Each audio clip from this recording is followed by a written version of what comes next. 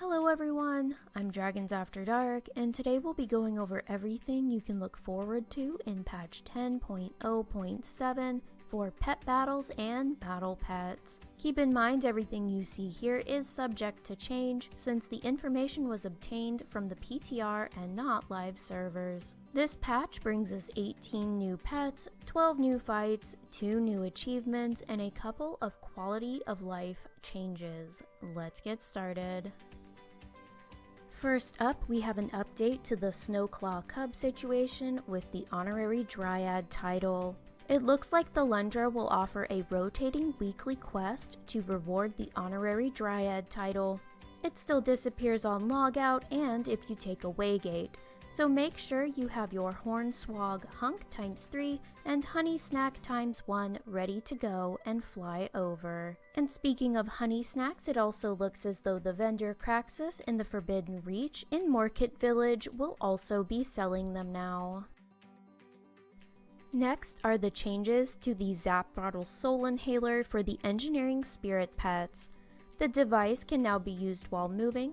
The channel time of the device has been reduced to 4 seconds, it was 12 seconds. Channeling the device for its full duration now marks the target elemental for 30 seconds. Slaying it during this window will also grant its soul. The cooldown for a successful soul capture has been reduced to 5 minutes, it was 15.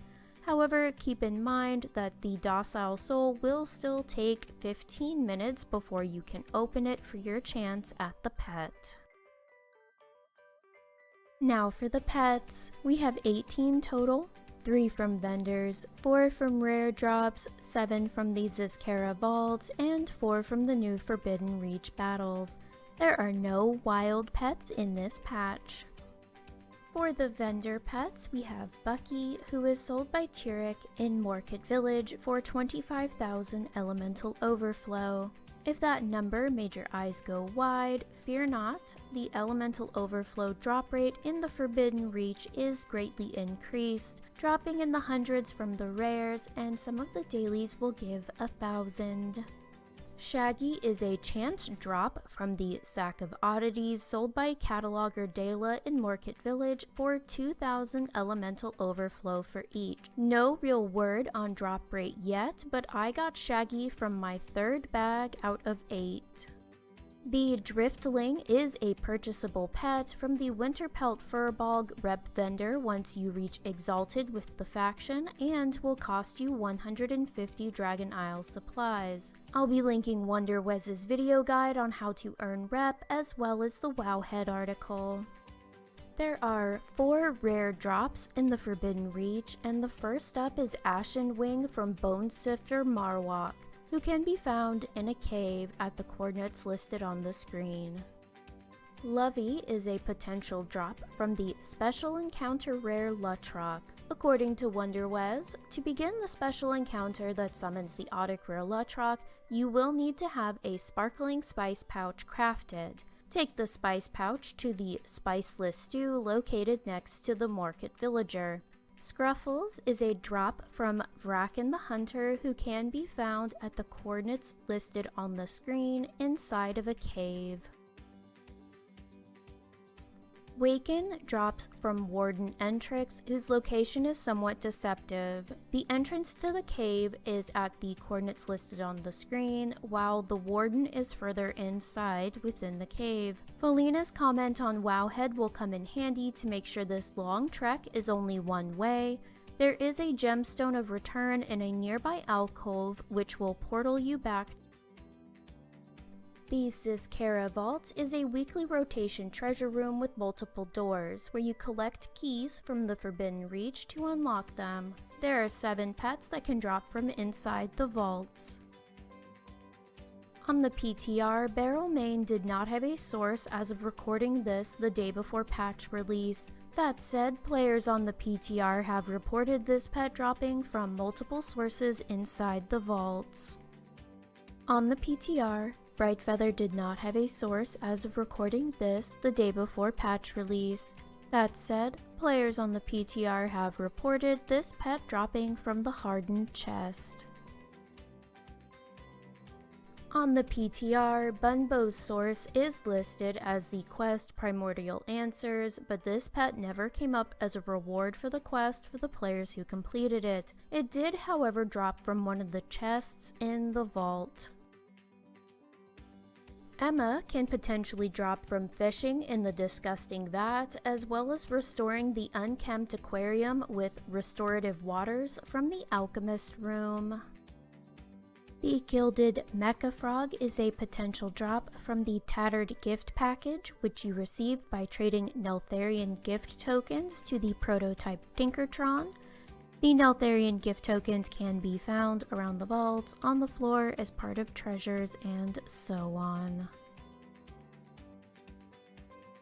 Cobalt is a drop from the Animate Crystal Spine treasure. WonderWez found this treasure on the PTR.